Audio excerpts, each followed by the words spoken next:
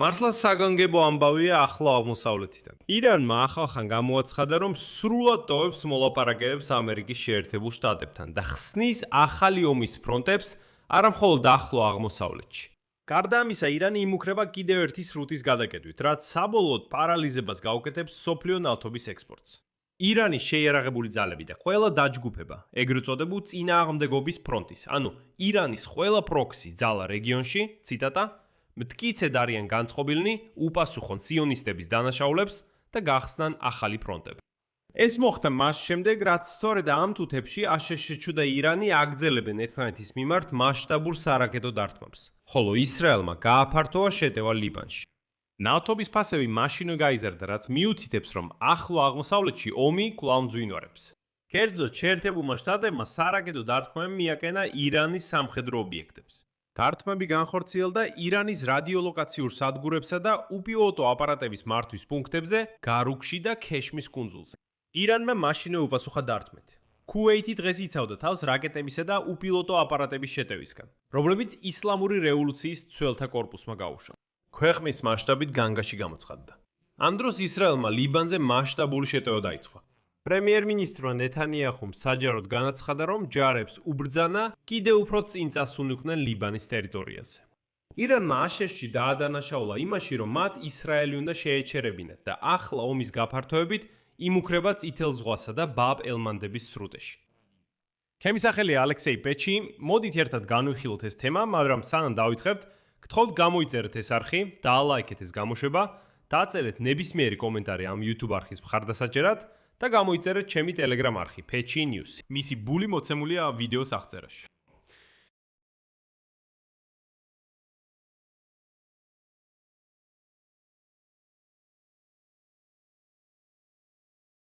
დღეს ირანმა ოფიციალურად გამოაცხადა მოლაპარაკებების სრულ შეწყვეტაზე ამერიკის შეერთებულ შტატებთან.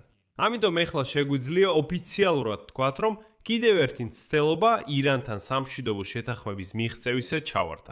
ირანული სააგენტო ტასნიმის ინფორმაციით, ირანის ხელისუფლებამ ეს გადაწყვეტილება ლიბანში სამხედრო მოქმედებების ესკალაციის ფონზე მიიღო. შემდეგ ციტატა. ლიბანი იყო ცეცხლის შეწყვეტის ერთ-ერთი წინასწარი პირობა და ახლა ეს ცეცხლის შეწყვეტა ყველა ფრონტზე დარღვეულია. ლიბანის ჩათვლით ირანის მოლაპარაკებების ჯგუფი წყვეტს მოლაპარაკებებს. აღინიშნება, რომ ირანის შეიარაღებული ძალები და ყველა დაჯგუფება, ეგრეთ წოდებული წინააღმდეგობის ფრის ფრონტი, რომელიც ირანისა და მის მიერ მხარდაჭერილი პოლიტიკურ და სამხედრო ორგანიზაციების არაფორმალური ალიანსია ახლო აღმოსავლეთში, მტკიცედ არიან განწყობილნი უპასუხონ სიონისტების დანაშაულებს და გახსნან ახალი ფრონტები. გასაგებად რო ვთქვათ, ეს წინააღმდეგობის ფრონტი არის იემენის ჰუსიტები. ჰუსიტები, ეს არის ჰიზბოლა ლიბანში, ეს არის ჰარის ჰამასი ღაზის სექტორში, ეს არის ეგრეთ წოდებული წინააღმდეგობის ღერძი ერახში. და ეს მხოლოდ ისაა, რაც ზედაპირზე ჩანს. ის ჯგუფები, რომლებსაც ირანი უჭერს მხარს და რომლებიც წლების განმავლობაში დესტრუქციულ ქცევას ავლენდნენ ახლო აღმოსავლეთში. ირანის ოფიციალურმა პირებმა და მოლაპარაკებებმა მოითხოვეს ისრაელის რეჟიმის არმიის აგრესიული და ბარბაროსული ოპერაციების დაუყოვნებლივ შეწყვეტა ღაზის სექტორში. და ლიბანში, ციტირებას ვახდენ, ასევე ლიბანის ოკუპირებული ტერიტორიებიდან ჯარების სრული გაყვანის აუცილებლობა. მათ განაცხადეს, რომ სანამ ირანისა და წინააღმდეგობის ფრონტის პოზიცია ამ საკითხში არ დაკონკრეტდება, შემდგომი მოლაპარაკებები არ გაიმართება. ანუ კიდევ ერთხელ ირანი საუბრობს იმაზე, რომ ისრაელმა სრულად შეწყვიტოს ყველა ოპერაცია ღაზის სექტორში და ლიბანში, უფრო მეტიც ლიბანიდან სრულად გაიყვანოს თავისი ჯარები. გარდა ამისა, წინააღმდეგობის ფრონტმა და ირანმა თავიანთ დღის წესრიგში შეიტანეს ჰორმუზის სრუტის სრული ბლოკადა და სხვა ფრონტების, კერძოდ ბაბ-ელ-მანდების სრუტის გააქტიურება, რაც შეიძლება გამოიწვიოს ნავთობის ფასების ახალ ზრდას. თუ ირანელები იემენელ ჰუსიტერთან ერთად ბაბ-ელ-მანდების სრუტესაც გადაკეტავენ წითელ ზღვაში, ეს მთლიანად გადაკეტავს მთელ ახლო აღმოსავლეთს. აქ უნდა აღინიშნოს, რომ ისრაელის პრემიერ-მინისტრმა ბენიამინ ნეთანიაჰუმ ჯარებს მართლაც უბრძანა კიდევ უფრო წინ წასულიყვნენ ლიბანის ტერიტორიაზე. ის განაგრძობს ბრძოლას ირანის მიერ მხარდაჭერილ ჰეზბოლას ჯგუფთან. მიუხედავად იმისა, რომ ზავის გამოცხადებიდან უკვე 6 კვირაზე მეტი გავიდა. ამ დროისთვის ისრაელის შეიარაღებული ძალების კონტროლის ქვეშ უკვე იყო ლიბანში მდებარე ელ-ლიტანას მდინარემდე არსებული ტერიტორია. მაგრამ ახლა ისრაელის ჯარები კიდევ უფრო წინ მიიწევენ და ცდილობენ ზახრანის მდინარემდე მისვლას. ეს დაახლოებით 10 კილომეტრი ჩრდილოეთით მდებარეობს.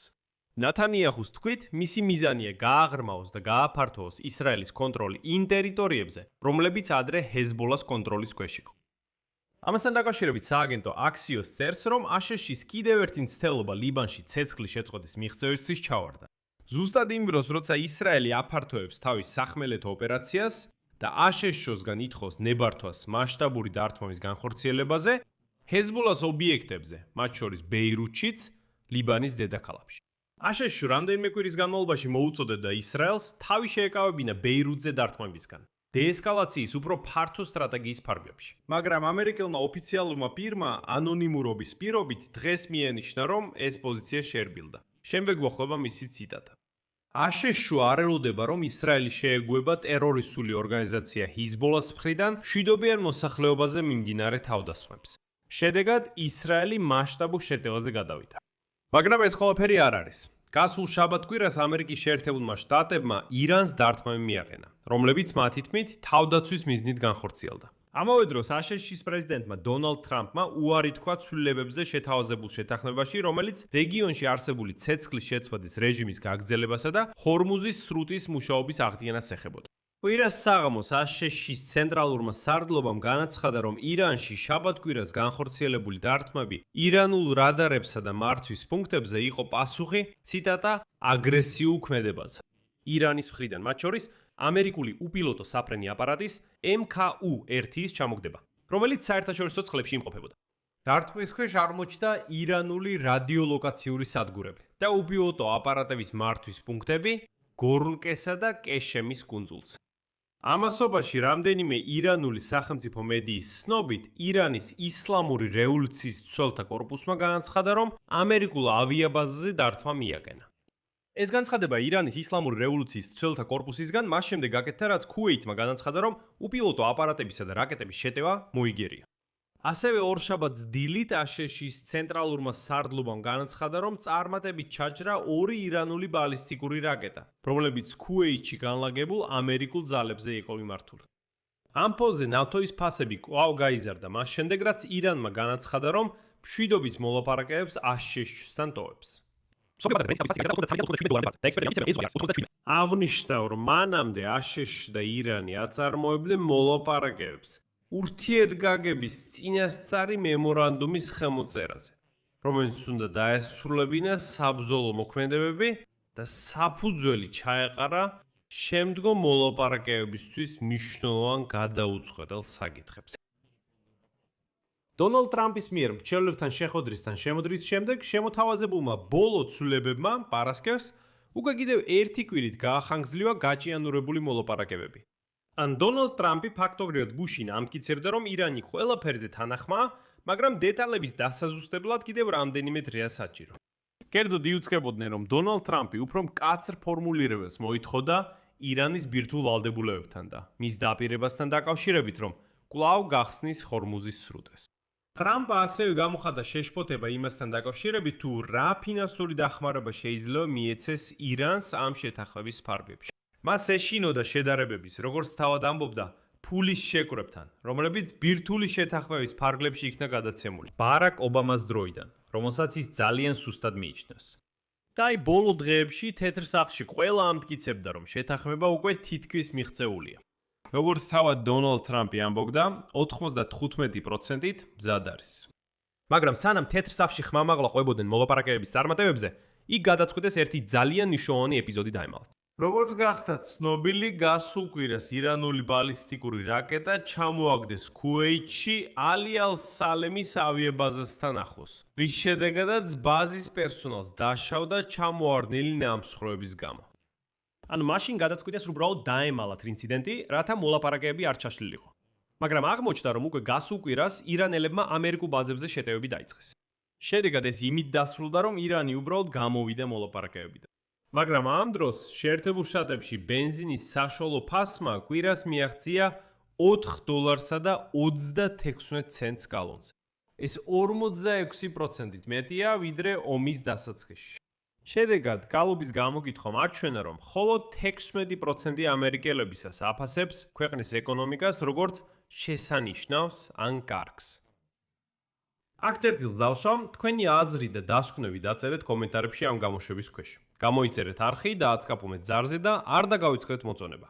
თუ გსურთ ამ YouTube არხის მუშაობის მხარდაჭერა, ეს შეგიძლიათ გააკეთოთ ნებისმიერი შემოწირულობით, ფულებითა და რეკვიზიტებით, რომლებიც მითითებულია ამ ვიდეოს აღწერაში. გარდა ამისა, გამოიწერეთ ჩემ მხოლოდ უკრაინულენოვანი YouTube არხი, ეს არის ალექსეი პიჩის ახალი არხი, პიჩი. თუ გსურთ მიიღოთ სიახლეები უკრაინულ ენაზე, ბმული აღწერაშია. აუცილებლად გამოიწერეთ. ამით დასრულდა, იზრუნეთ საკუთარ თავზე, ყველას ნახვამდის.